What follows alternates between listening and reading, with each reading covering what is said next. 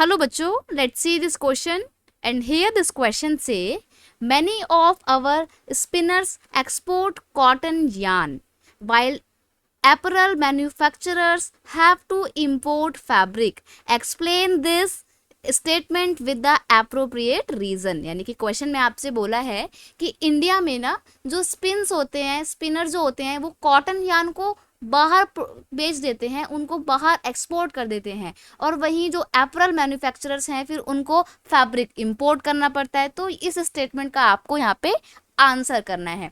Spinners का मतलब होता है जो यान बनाते हैं। यान मतलब देखो बच्चा, जब आप अपना कपड़ा कभी देखते हो तो कैसा होता है, कपड़ा ऐसे से पतले पतले धागों से मिलके बना हुआ होता है ना। तो ये जो धागा होता है ना बेटा जी, इसको क्या बोलते हैं? इसको बोलते हैं यान। इस यान से मिला के ही क्या बनता है? फैब्रिक बनता है, कपड़ा बनता है। तो जो हमारे स्पिनर्स है ना, वो बेस्ट क्वालिटी का यान, जो बेस्ट क्वालिटी का कॉटन से बना हुआ होता है, उसको तो एक्सपोर्ट कर देते हैं। और फिर जो हमारे एपरल मैन्युफैक्चरर्स हैं, उनको इंपोर्ट करना पड़ता है फैब्रिक, यानी कि कपड़ा बनाने के लिए हमारे को बाहर से फैब्रिक इंपोर्ट करना पड़ता है, कपड़ा इंपोर्ट करना पड़ता है। तो ये क्या है? स्टेटमेंट के साथ, ये स्टेटमेंट आपको दी हुई है, आपको इसको एक एप्रोप्रिएट रीजन के साथ एक्सप्लेन करना है। तो यहाँ पे क्वेश्चन का जो की कॉन्सेप्ट है वो क्या है? ये है problem of cotton textile industry, क्योंकि हम एक प्रॉब्लम की बात कर रहे हैं कि स्पिनर्स तो है यान बाहर भेज देते हैं और फिर हमारे को फैब्रिक इंपोर्ट करना पड़ता है। तो प्रॉब्लम तो है ही हमारे साथ। तो हम देखते हैं क्या है ये प्रॉब्लम। नेक्स्ट है the weaving, knitting and processing units can not use much of the high quality yarn that is produced in the country. यानी कि जो हमारे इंडिया में वेविंग का काम करते हैं, निटिंग मतलब कपड़ा बुनने का जो काम होता है ना, वो बहुत अच्छी क्वालिटी का यार्न प्रोड्यूस करके नहीं होता है। और इसलिए क्योंकि जो यार्न है, जो धागा है बेस्ट क्वालिटी का, उसको तो हम बाहर बेच देते हैं।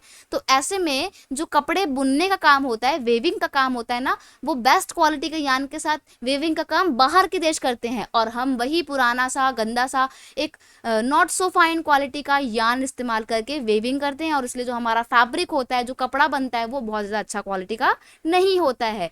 और क्योंकि हमारे को यार्न अच्छा नहीं मिलता है, इसीलिए many of our spinners exporters export cotton yarn, यानी और इसीलिए जो है हमारे बहुत ज़्यादा स्पिनर्स होते हैं वो क्या करते हैं? कॉटन यार्न को बाहर बेच देते हैं। और जो एपरल मैन्युफैक्चरर्स होते हैं, एपरल मतलब गारमेंट्स बनाने वाले जो लोग होते हैं, उन कंपनियों को बाहर से कपड़ा इंपोर्ट करना पड़ता है। फैब्रिक मतलब है यहाँ पे कपड़ा।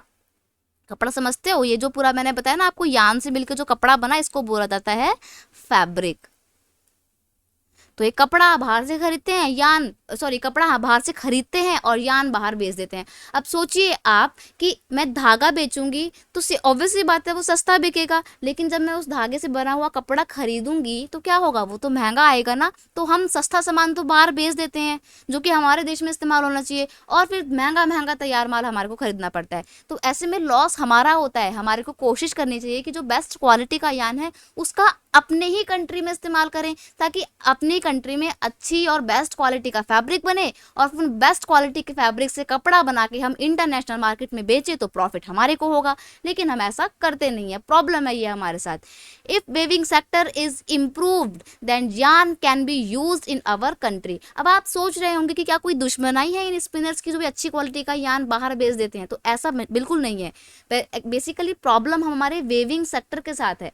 असल में जो वेविंग सेक्टर है ना, वो आउटडेटेड मशीनरी का इस्तेमाल कर रहा है। तो उनको बहुत ज़रूरत है कि अपनी क्वालिटी को, अपने काम करने के तरीके को इम्प्रूव करें, और फिर उस बेस्ट क्वालिटी की यान को, जो कि हमारी ही कंट्री में प्रोड्यूस किया जाता है, उसको इस्तेमाल करके एक अच्छा फैब्रिक, एक अच्छा गारमेंट जो है वो तैयार करें। Itself can be use in our country itself by, and garments can be exported to earn foreign exchange for the country. तो जब हम अपनी कंट्री में अच्छी क्वालिटी का यान इस्तेमाल करके फैब्रिक बनाएंगे बेस्ट क्वालिटी का, और फिर उस अच्छे फैब्रिक से अच्छे गारमेंट बनाएंगे, तो हम क्या कर सकते हैं? इंटरनेशनल मार्केट में उस कपड़े को बेचकर बहुत ज़्यादा सारा फॉरेन एक्सचेंज हम अर्न कर सकते हैं। तो ये प्रॉब्लम थी जो हमने यहाँ पे डिस्कस करी।